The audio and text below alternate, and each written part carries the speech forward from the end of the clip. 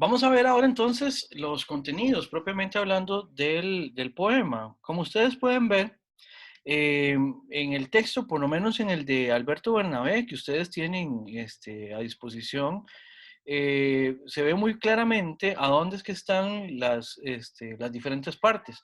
La primera parte aparece con un 1, la segunda con 2 y así sucesivamente, ¿verdad? Este, ahora, vamos a ver ciertas cosas. La primera cosa es que en el prólogo del preámbulo, el camino de la iluminación es importante. Podemos ir aquí abajo y ver que el camino sirve de alegoría. Quiere decir que así como entendemos lo que es el transitar en un camino, vamos a entender también lo que es transitar en el conocimiento de las cosas, ¿verdad? Eh, por un lado, Parménides lo que está diciendo es que está abandonando la morada de la noche y que va hacia la luz. El camino de la iluminación también podríamos decir que es, en última instancia, una, una, ¿cómo decirlo? Es una dirección, es una dirección. En ese sentido, ir de la oscuridad hacia la luz, lo que nos dice es que es una dirección de conocimiento creciente. Entre más se ilumina uno, pues más conoce, obviamente, ¿verdad? Ahora, obviamente, aquí lo que vamos es pasando de la ignorancia al conocimiento. Es interesante que ciertas cosas, por ejemplo, lo del camino sea una alegoría y que realmente Parménides dice que lo que está haciendo es un mito, un mitos, ¿verdad? Creo que esto tiene que ver con lo que está ya en la parte de la ontología. Tengo a Fabricio con la mano levantada. Ajá, profe, los escuché un toque hablando con la compañera de usted y entonces busqué muy rápido, así como unos segundos, y en el chat le puse la palabra en griego. Busqué el, el versículo, digamos, es Mateo 26, 41. Bueno, Mateo 26, el versículo es el 41 y la palabra de la Reina Valera, digamos, que Ujú. se supone que se basó en el griego. Es esa palabra que le puse ahí que no sé bien cómo se pronuncia en el Neuma. chat. Ajá. Eso es neuma. Ok, Que se perfecto. supone que es la del espíritu. Ahí para Ok. que, para que. Perfecto. No, perfecto. Yo tengo el Nuevo Testamento en griego, entonces también lo puedo corroborar. Ah, Este, ok, ok. Me decía también Mónica, que es Mateo 26:41. Entonces, ahora hacia el final hacemos este cierre. Entonces, ahora hacia el final buscamos también la palabra y ahí salimos de dudas. Simplemente esto es como ¿cómo decirlo? Como como un dato de estos que surgen en los cursos, ¿verdad? A veces queda uno como con un clavo, como picado por algo, ¿verdad? Entonces, ahora nos sacamos el clavo. ¿Está bien, Fabricio? Sí, sí, profe, yo nada más era ahí como para facilitarle la palabra. Perfecto, muchísimas gracias. Muy bien. Parménides, en la segunda parte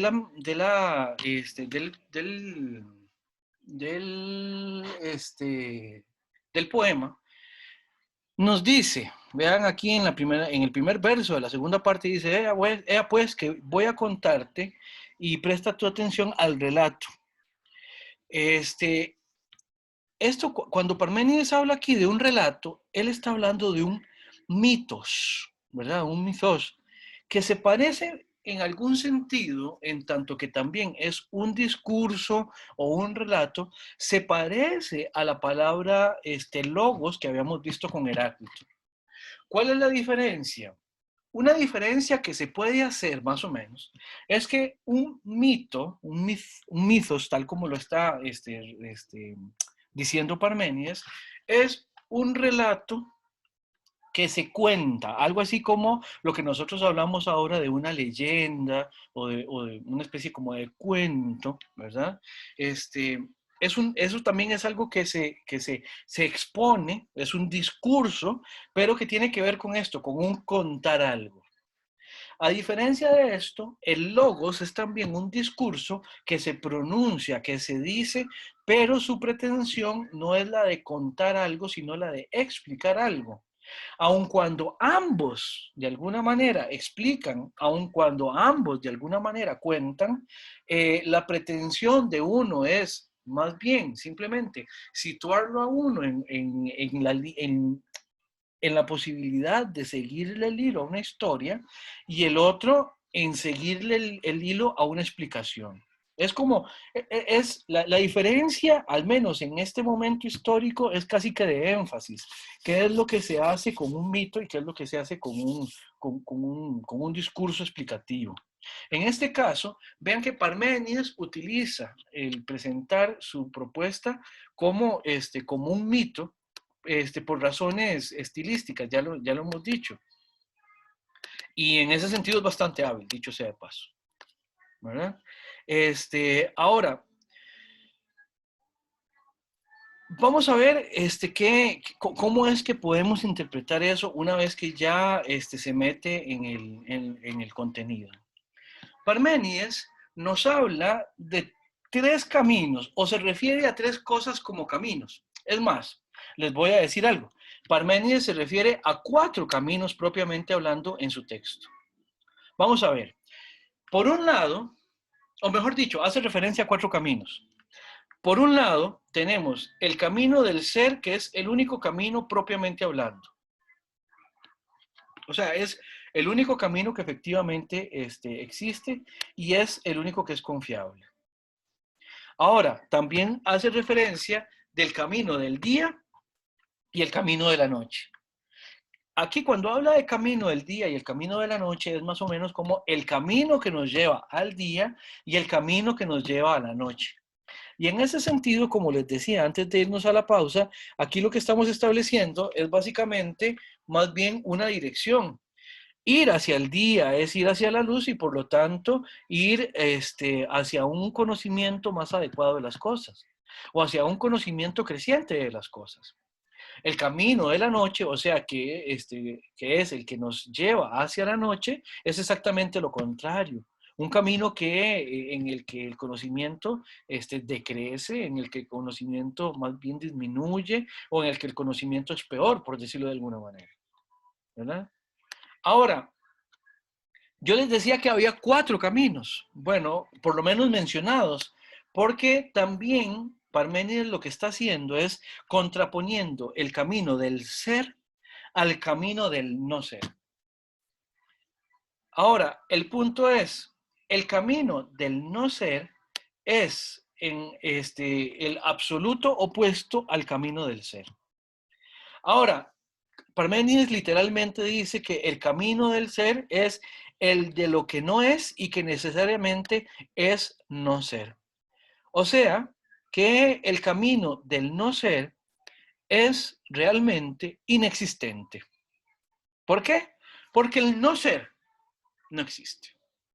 Aquí tiene que ver también, aquí resuenan de nuevo las explicaciones que hemos hecho ya en el curso o las referencias que hemos hecho en el curso a esta noción de la nada, ¿verdad? La nada no existe, el no ser no es. Es básicamente lo mismo. Por lo tanto, en contraposición con el camino del no ser, que no es, que no existe, que no puede existir, porque el no ser, ya les dije, no existe, en contraposición absoluta a este camino tenemos el camino del ser, que es evidente que sí existe. ¿Por qué? Porque aquí estamos. Ya, solo, incluso con lo que conocemos por medio de los sentidos, aunque sea aparente, ya podemos afirmar que de hecho hay algo, que de hecho hay ser. ¿Por qué? Porque los sentidos, por imperfectos que sean, por limitados que sean, evidencian que efectivamente hay algo, ¿verdad? Por medio de los sentidos, nosotros no es que caemos en cuenta de que lo que existe es nada. O que no hay absolutamente nada de afuera. No, todo lo contrario. Los sentidos nos permiten toparnos con un mundo en el cual interactuamos, ¿verdad? Entonces, ojo, Voy a hacer de nuevo referencia a esta explicación en relación con los caminos. Parménides menciona 4, ¿verdad? 4 caminos. El que es definitivamente importante para Parménides es el del ser. Y los caminos del día y el de la noche tienen que ver con nuestro conocimiento del ser, ¿verdad? Entonces, va a ser evidente que de estos 4 caminos mencionados, primero, el del no ser no existe, ni siquiera es propiamente hablando un camino, porque el no ser no existe, el no ser no es. Los caminos del día y de la noche son caminos que tienen que ver con las apariencias, con cuánto estamos dentro de las apariencias o cuánto las vamos superando. Y en ese sentido, en tanto que lo que estamos hablando es de lo que existe, cualquier referencia que hagamos en relación con el camino del día y de la noche, necesariamente tiene que ver con las cosas tal como existen, independientemente de si las conocemos más o menos adecuadamente. Por lo tanto, el camino del día y de la noche que menciona Parménides dentro de su obra son realmente direcciones en las cuales se transita, pero dentro del camino del ser. O sea que de los 4 caminos que menciona Parménides, uno es propiamente hablando el que existe solamente, el camino del ser. Los otros 2 de los cuales podemos hablar, el del día y de la noche, son caminos que tienen que ver con apariencias, o sea, con nuestra manera de conocer. Y el camino del no ser simplemente y llanamente no existe. ¿Se entiende esto de los caminos? ¿Alguna duda en relación con esto? Muy claro, profe. Bien, Profe, dígame. perdón, entonces digamos, el del día y de la noche se puede decir que están dentro del camino del ser, entonces. Sí, vamos a ver por qué. Básicamente es por lo siguiente. Si no están en el camino del ser, ¿a dónde estaría?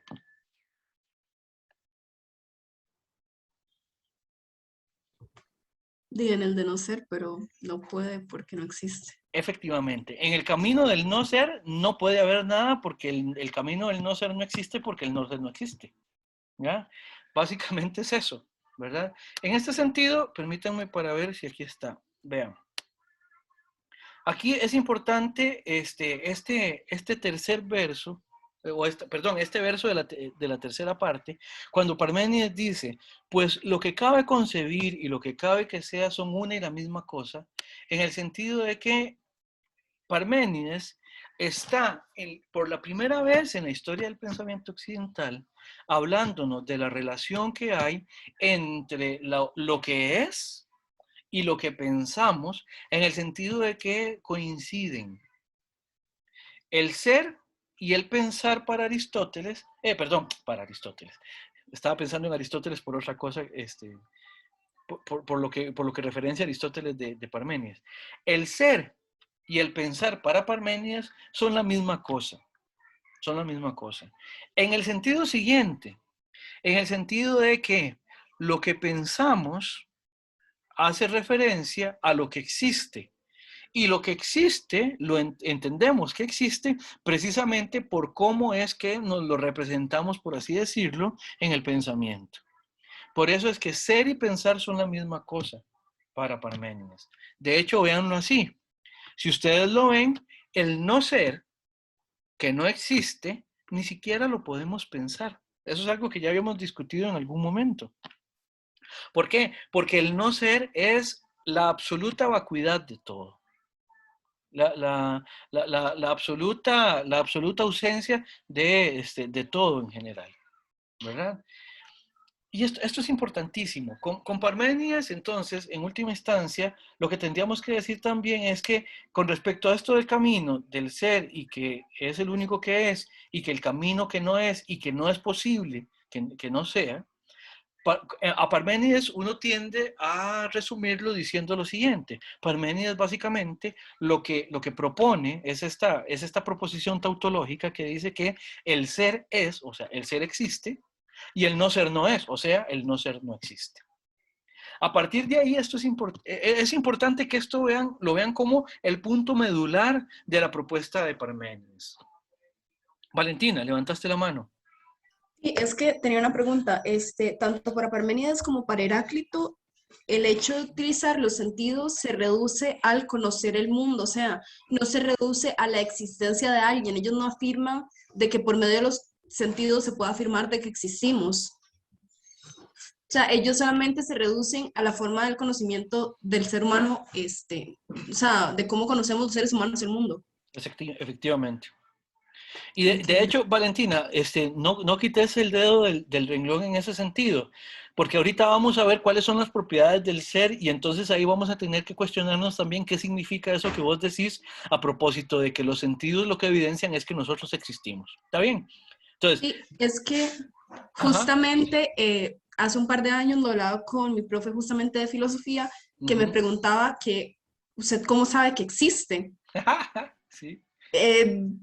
Para ese momento fue algo un poco complejo, pero Ajá. yo le dije, y yo sé que existo porque existo. Y me dice, ok, si usted la pone en un cuarto completamente vacío, donde no puede utilizar ninguno de sus sentidos, ¿usted cómo sabe que existe? Entonces yo le contesté, porque puedo pensar, porque se puede razonar.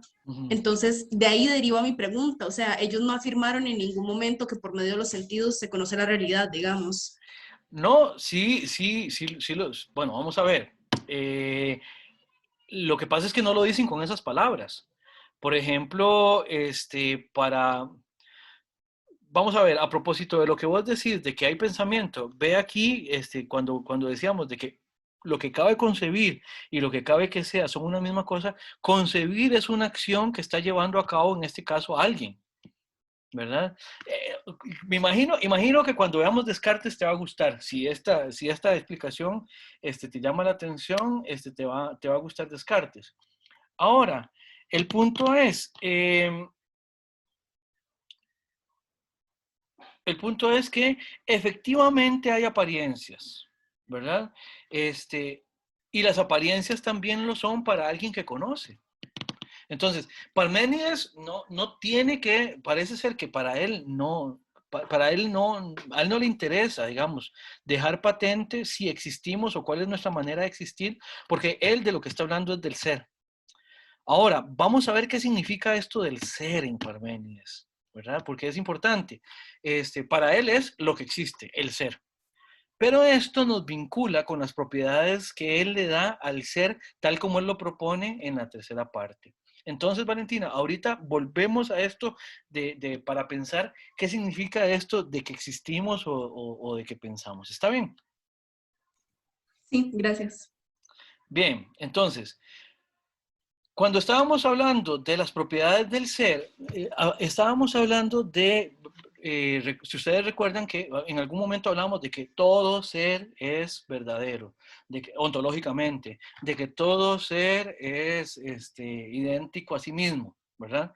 Y en ese sentido, esto nos permitía hablar también de los seres en plural, en el sentido de que decíamos de que no hay dos seres que sean idénticos a sí mismos, o por ejemplo, cuando decimos que todo ser es ontológicamente verdadero, decíamos que también todos los seres, así en plural.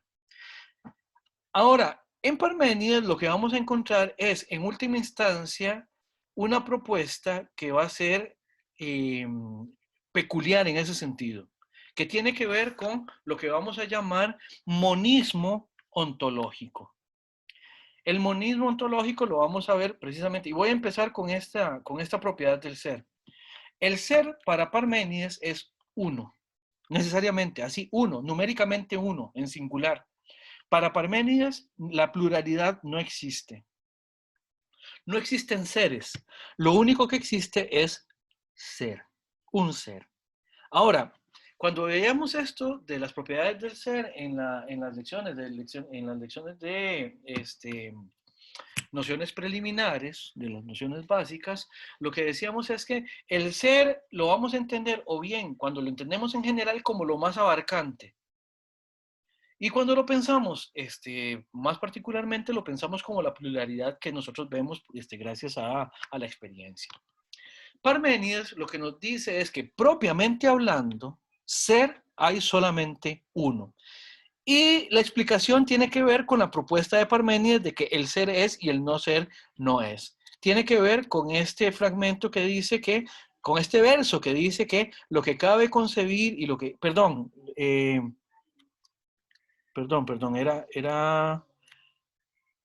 era esto, de que el camino que es y que no es posible que no sea, por un lado, o sea, el del que el ser es, y por otro lado, el camino que no es y que es preciso que no sea, que es el del no ser. Esta contraposición nos hace llegar a pensar que el ser tiene que necesariamente ser uno por lo siguiente. Si pensamos que existen pluralidad de seres, o sea, más de uno, ¿verdad? Los seres tienen que diferenciarse entre sí para poder decir que son más que uno. Si no los podemos diferenciar, entonces es porque uno y otro tienen características que son distintas. ¿Correcto? Ahora, si eso es así, entonces el ser que es el que existe se tendría que contraponer con otra cosa. Entonces, la pregunta es, si es existente, ¿verdad? Es porque realmente no lo estamos distinguiendo en última instancia. ¿Por qué? Porque si lo distinguimos, si distinguimos al ser, ojo, lo que estamos considerando es que lo tenemos que distinguir en función de que lo pensamos como lo que es. Para distinguirlo, una vez que lo pensamos en esos términos, solamente lo podemos distinguir ¿de qué? De lo que no es. ¿Por qué? Porque si no, no habría diferenciación alguna que nos permitiera diferenciar uno de otro. Al distinguirlo de lo que no es, entramos en un problema. ¿Por qué? Porque no podemos poner al frente del ser, no le podemos poner al frente el no ser, porque el no ser no existe. No lo podemos poner al frente. Eso nos deja entonces solamente con el ser. Esa sería una manera de explicarlo. Y por otro lado, si una vez que pensamos en plural y lo que pensamos es que son dos cosas que entendemos como ser, si no las podemos distinguir en tanto que ser a la una de la otra, es porque son en última instancia lo mismo. ¿Se acuerdan aquello que decíamos de que todo ser es idéntico a sí mismo? Entonces, cuando estamos hablando de que estamos pensando en dos seres o en más seres que no se pueden distinguir entre sí, es porque los estamos haciendo idénticos. Y por lo tanto, los reducimos numéricamente solamente a uno. Por lo tanto, para Parménides, el ser tiene que ser uno. Tiene que ser numéricamente uno. No puede haber pluralidades. Porque para hacer distinciones tendríamos que empezar a distinguir el ser de lo que no es ser. Cualquier otra cosa sería no ser, pero el no ser no existe. Y por eso no puede haber más de uno.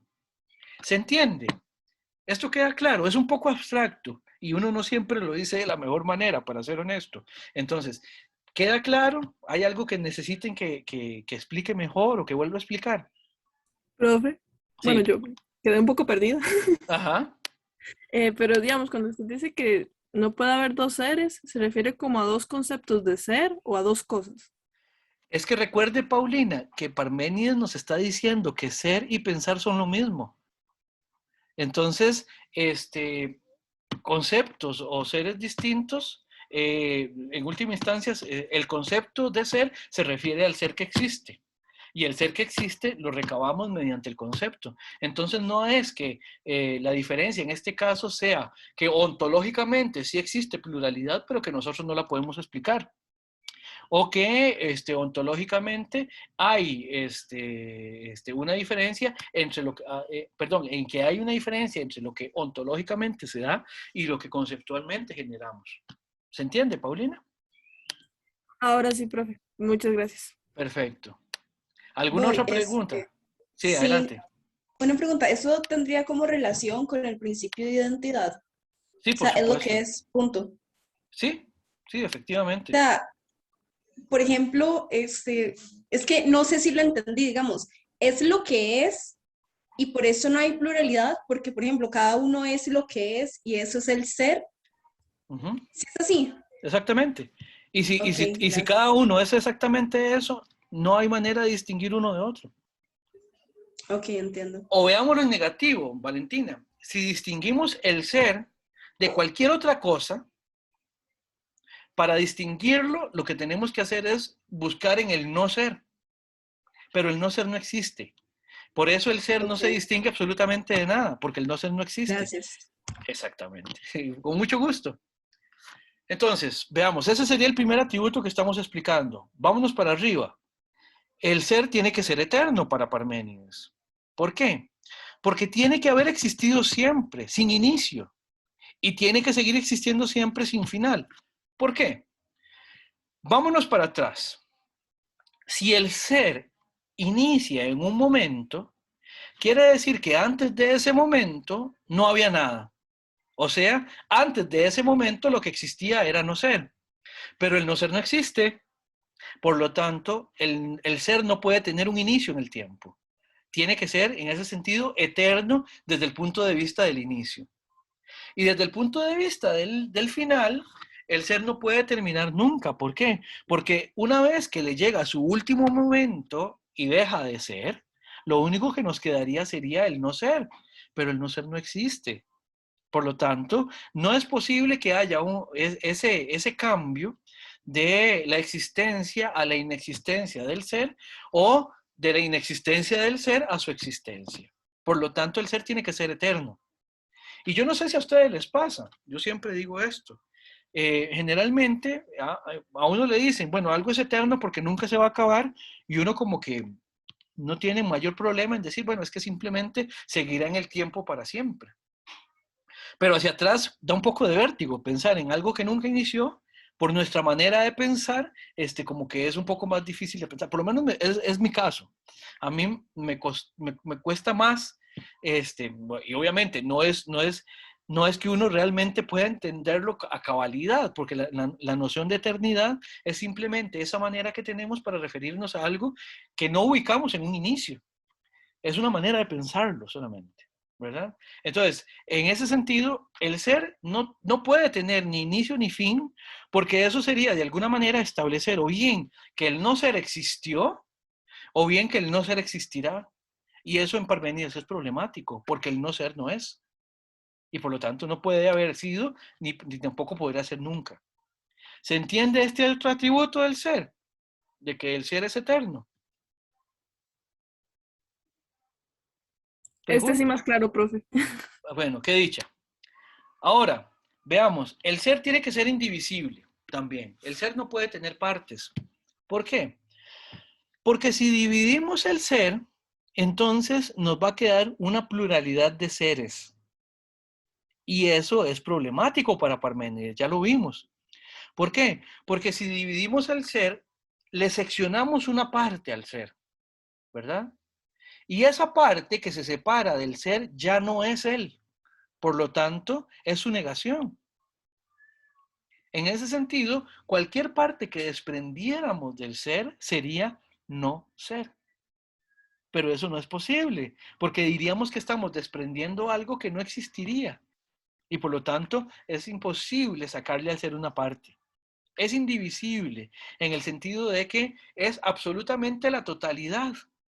Y la totalidad en ese sentido no es que nosotros la podemos seccionar y decir, aquí tengo la totalidad y aquí tenemos una parte de la totalidad que la sacamos, porque la noción de totalidad abarca absolutamente todo lo que existe.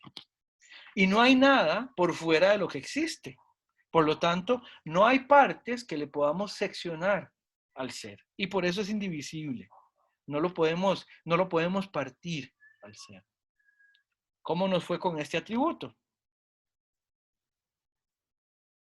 ¿Alguna pregunta con la indivisibilidad del ser? Vean que todos estos atributos básicamente se derivan precisamente del hecho de que el no ser no existe. Porque cada una de estas lo que hace es recalcar, remachar el hecho de que el ser es lo que existe y solamente el ser es lo que existe. Veamos ahora la homogeneidad del ser. El ser tiene que ser igual en todas sus dimensiones, en todas sus características. ¿Por qué? Porque si no fuera homogéneo, si hubiera alguna parte desigual en el ser, sería porque esa parte, de alguna manera, sería más cercana al no ser que las otras. Pero no se puede ser más cercano al ser, no se puede ser más cercano al no ser que otros lugares del ser, precisamente porque el no ser no existe. Además, para pensar al ser como heterogéneo, tendríamos que poder distinguir en él partes. ¿Por qué? Porque esas que no son como las otras serían unas partes diferentes. Y eso es imposible porque el ser no tiene partes. Por lo tanto, tiene que ser completamente homogéneo el ser. Por otro lado, el ser tiene que ser acabado. Tiene que ya estar terminado completamente. ¿Por qué? Porque el ser, si no está acabado, es porque todavía le falta algo. Y si le falta algo, ese algo es diferente de él. Porque si está en el ser es porque ya existe. Luego no le hace falta. Y para que no esté en el ser, solo lo podemos ubicar, ustedes me dirán, obviamente, que si no está en el ser, tiene que estar necesariamente en el no ser. Pero esto es imposible porque el no ser no existe. Por lo tanto, el ser tiene que estar acabado. ¿Ya? No hay nada que le haga falta al ser. Esto de ser acabado también de alguna manera es entender que es completamente perfecto. Y en ese sentido, por eso es que el ser ya está tan acabado y es tan perfecto como puede serlo. Vamos a ver también que el ser es inmóvil. Esto tiene que ver con dos acepciones. Veamos primero la movilidad local. El ser no se puede mover, no puede moverse. ¿Por qué? Porque para que algo se mueva, tiene que haber un espacio hacia el cual él se pueda mover. Y además, ese espacio tiene que estar vacío. ¿Por qué? Porque si no está vacío, si está lleno, es porque hay ser ahí. Y por lo tanto el ser ya está ahí, no se tendría que mover a ese lugar. Pero para que estuviera vacío, quiere decir que ahí no habría ser. Quiere decir que ahí habría no ser. Lo cual es imposible porque el no ser no existe. Y esto lo he repetido en cada una de las explicaciones. Por lo tanto, el ser no se puede mover localmente. En ese sentido, el ser, ustedes entenderán que absolutamente llena la totalidad. No hay espacios vacíos para Parménides. Porque si hubiera espacios vacíos, entonces en esos espacios vacíos habría no ser. Y eso es imposible. La segunda manera de entender la inmovilidad del ser tiene que ver con que movimiento también se entiende como devenir. Y el ser no puede devenir, el ser no puede cambiar. Porque si el ser cambia, si el ser se mueve en ese sentido del devenir, necesariamente cambia o se mueve de ser el ser a ser el no ser. Y no me lo van a creer, pero esto es imposible porque el no ser no existe. Por eso también el ser es inmóvil en el sentido de devenir. El ser no deviene para Parménides, el ser no cambia. Por eso es que él decía, hay apariencias y todo lo que sea, todo lo que diga cambio, todo lo que no diga permanencia es pura apariencia. En ese sentido, entonces, para Parménides, la pluralidad es apariencia. La duración, o más bien el terminarse algo en el tiempo, es apariencia. La divisibilidad o poder seccionar las cosas para Parménides es apariencia. La heterogeneidad o la diferenciación para Parménides es apariencia. La imperfección o que algo no esté terminado para Parménides sería apariencia. Y el cambio o el devenir para Parménides sería apariencia. Bueno, y Mónica pedía que también me refiriera al ser como algo redondo. Esta es también una propiedad que tiene el ser, y es que para Parménides el ser tiene que ser absolutamente esférico, lo cual es curioso porque una esfera, para poder ser una esfera, tiene que tener una superficie y por lo tanto tener un límite. ¿verdad? Y sin embargo, el ser no puede tener límites, porque si tuviera límites, si tuviera una superficie que establece que establece toda su figura como una gran esfera, obviamente fuera de la esfera, lo que habría sería no ser. En ese sentido, esa manera de entender el ser como una esfera tiene que ver con la noción griega de que lo circular, lo esférico tiende a la perfección, o más bien refleja la perfección. Y por eso el ser tendría que ser lo más absolutamente perfecto. Y en ese sentido tendría que ser necesariamente esférico. A eso es a lo que se refiere Parménides cuando habla del ser como un ser esférico completamente. Ahora, volviendo a la pregunta de Valentina a propósito de si nosotros existimos o no existimos. Valentina, nosotros existimos, efectivamente. Y eso lo evidencia el hecho de que conocemos cosas y de que pensamos, efectivamente. Lo que pasa es que nuestra existencia, si lo pensamos en términos del ser, nuestra existencia es también parte de la apariencia. Si nosotros pudiéramos conocer de una manera no limitada, como lo es la nuestra, nosotros nos daríamos cuenta de que lo único que existe realmente es el ser. Y nuestra manera de entender, nuestro pensamiento y nuestra manera de explicar el mundo existen solamente en el entorno limitado de las apariencias. Por eso, una vez que superamos esas limitaciones y podemos conocer efectivamente el ser como lo único que existe, tenemos que remontar incluso la explicación que habla de nosotros como cosas diferenciables de otras, como cosas plurales, como cosas finitas, porque en última instancia nada de eso refleja lo que es realmente el ser. Entonces, con eso trato de terminar de responderte. No sé, Valentina, si quedas satisfecha con la respuesta. Sí, claro que sí. Y es un poco frustrante, pero sí. En el sentido de que realmente somos, en algún sentido, apariencia.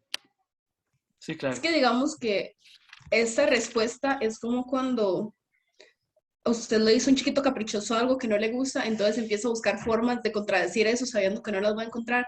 Y uno se pone a preguntarse y a buscar cosas que no sean ser cuando dice, sabe que el no ser no existe. Entonces, es feo. O sea, sí me o sea, quedé satisfecha con la respuesta, pero se sintió feo, digamos. Claro, claro. Bueno. Y luego tengo de Mónica la pregunta en el chat que dice que si podría explicar el diagrama de la Tierra redonda que aparece en el texto de los presocráticos, sobre todo la parte del fuego. Sí, vamos a ver. Permítame nada más para buscar mi texto.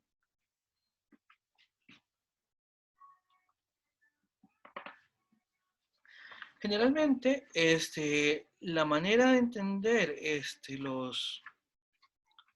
el mundo, que tal como lo entendían los presocráticos, tiene que ver con que para ellos, por ejemplo, la Tierra estaba en el centro, ¿verdad? La Tierra estaba en el centro y conforme las cosas iban, vamos a ver, de alguna manera Aristóteles lo explica como que todas las cosas tienen de alguna manera un lugar que les es natural. Las cosas más perfectas se elevaban y las cosas menos perfectas estaban abajo, por así decirlo, ¿verdad? En ese sentido, todo mundo entendía que había como una especie de gradación en lo que existía que ubicaba las cosas también en un lugar específico. El fuego, de alguna manera, explicaba también lo que veíamos en el cielo. El fuego como algo que sube y de lo cual están compuestas las estrellas, ¿verdad? Por eso las vemos arriba y siempre arriba. Y por eso las entendíamos, o las entendían ellos, como seres muchísimo más perfectos que nosotros que estamos aquí abajo. Entonces, no sé, Mónica, si con eso le ayudo, si con eso le respondo. No sé si me puede dar la página donde estaba el diagrama, es que no lo estoy encontrando. Yo creo que sí, profe. Sí, es que sí, digamos, en el diagrama se ponía el fuego como el cielo, ¿verdad? Uh-huh. Y había otro más pequeñito, como otro círculo más pequeñito que también, bueno, o más grande, no me recuerdo, también decía fuego. Entonces, no, pero yo ya entendí, sí. Ok, perfecto. Bueno. Bien, no sé, si hay alguna pregunta, alguna duda sobre Parménides que pudiéramos evacuar en este momento. Profe, Profe, en mi caso todo claro. bueno, ok, yo tenía una duda. Sí. Bueno, dos dudas. Bueno, primero que tal vez, ¿cómo se podría tal vez contrastar el monismo ontológico con la propuesta de Heráclito? Digamos, como siento que tal vez contrastarlo más directamente me ayudaría un poco a entenderlo, digamos, a aterrizarlo un poco, como esto de uno. Ujú. Lo otro era para preguntar también, digamos, porque bueno, yo leí otros pedazos, ¿verdad?, de la lectura de otros presocráticos y vi que han habido varios intentos como de conciliar un poco estas dos posiciones, ¿verdad? Como los atomistas o Diógenes o algo, no me acuerdo cómo se decía, Anaxímenes. pero Anaxímenes. Ajá, entonces digamos, ¿hasta qué punto estas pues intentos de soluciones fueron tan efectivas, digamos, o fue tal vez hasta después Platón, digamos, o Aristóteles que se llegó como a conciliar un poco más esas posturas, o digamos, o sea, este debate, en qué derivó tal vez, se podría Muy decir? bueno, sí, muy buena pregunta, Andrés. Vamos a ver. Lo primero que te diría es que efectivamente, para Heráclito sí es posible pensar en pluralidad. Sí podemos pensar en seres, ¿verdad? En ese sentido, Heráclito no es monista. Ve que en ese sentido, vamos a ver, entre otras cosas, porque Heráclito, cuando él habla de cambio, el cambiar los estados de cosas de un punto a otro, efectivamente nos establece de que ya solo el hecho de decir que hay dos estados de cosas, es decir, que hay dos cosas. Aun cuando lo que entendamos es la totalidad hoy no es lo mismo que la totalidad dentro de 10 siglos, por decirlo así, ¿verdad? Y en Heráclito es evidente que él hace una propuesta en la cual esto es así, precisamente cuando nos dice cosas como, por ejemplo, de que nadie se baña dos veces en un mismo río. Eso lo que quiere decir es que las cosas cambian y al cambiar, por lo menos podemos hablar de estados de cosas distintos y por lo tanto ya ahí hablamos de una pluralidad. Entonces, Heráclito no sería suscriptor de un monismo entitativo. O sea, ontológicamente hablando, las cosas son varias, muchas, plurales, ¿verdad? En Parménides no, precisamente porque para Parménides lo que existe es la permanencia y el cambio es pura apariencia. Porque todo lo que diga cambio es un coqueteo con el no ser. Y eso es una barbaridad para Parménides, ¿verdad? Entonces, eso por ese lado. Ahora, en relación con con la explicación de estos autores, nosotros, de hecho, en Aristóteles vamos a ver una explicación que los retoma. Ahora, le voy a decir que en filosofía generalmente lo que nos encontramos, no sé si es posibilidades de conciliación o más bien interpretaciones que de alguna manera son, permítanme,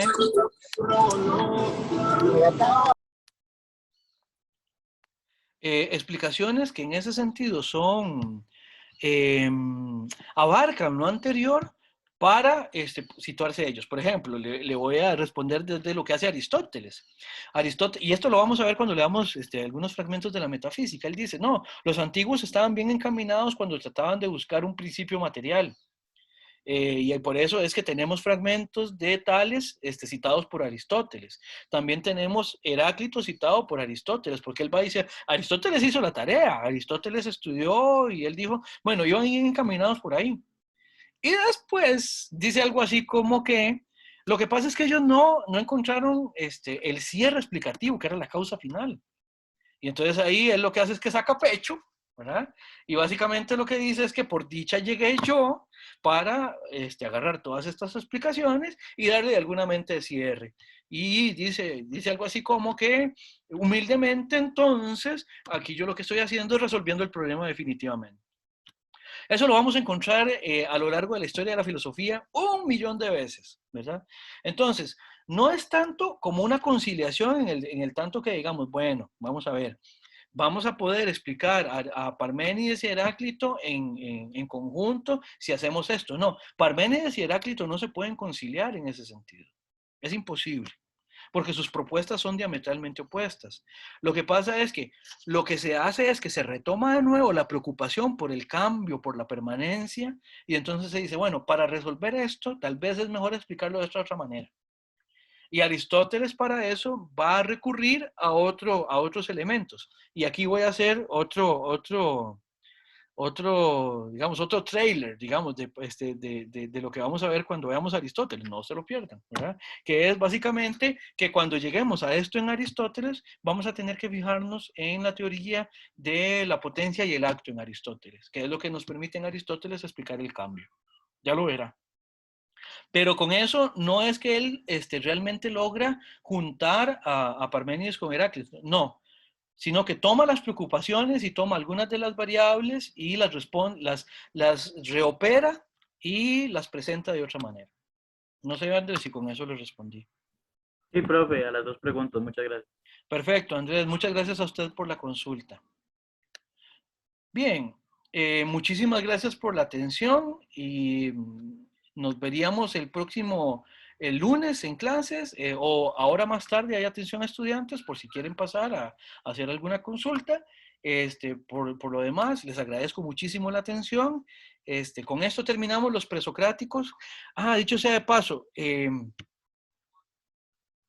bueno, ya que estamos terminando Parménides hoy, voy a subir ahorita mismo la pregunta temática sobre los presocráticos y cualquier cosa, revísenla para que si tienen alguna duda, si no la están entendiendo o algo por el estilo, entonces que las puedan evacuar, ya sea en atención a estudiantes o bien por medio del correo electrónico.